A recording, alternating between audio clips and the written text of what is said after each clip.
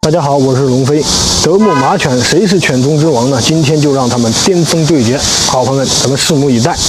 现在出场的是咱的青年小武生德牧总攻小百度。那么他呢，这个毛色黑红，大家可以看一下，头板力度各方面都是特别的优秀。好，现在闪亮登场的是咱们的2号选手马里诺阿犬，也是马犬。大家都知道啊，这个马犬的性格各方面都是非常暴躁的，亲和度很高。今天就是让德牧跟马犬呢，就是打斗一下，看看谁到底这个犬中之王啊！好，马犬现在已经出场了。哎，好去！这条马犬你看一下，霸气不霸气？好，现在马犬德牧已经是见面了，巅峰对战啊！小百度现在是无动于衷啊，这马犬呢，好，哎，有戏啊，看起来。大家可以看一下这个马犬的尾巴已经是没了。好，哎，小百度是害羞啊，不好意思下口吗？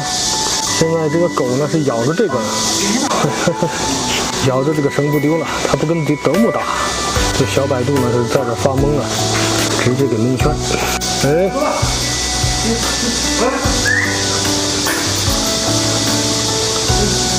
这小百度呢，在这儿发呆，傻到那儿了。马犬直接跑了，不跟他打。现在大家看一下，我朋友这2条都牵着，哎呀，这2条没脾气也弄的，无语啊，不打，脾气都挺好。刚出来那一刻，这个马犬的性格还挺暴，但是一见到小百度，立刻就装清纯，温柔起来了。他们2个，我看今天是整不了事儿。哎，来，一块身子来，撬打打，打，哎，打了，我看看，太强了吧？这个小百度呢，不跟母犬打架，这条马犬呢，也不是说真心实意的去跟它打，局面呢现在就是这样，卡到这儿了。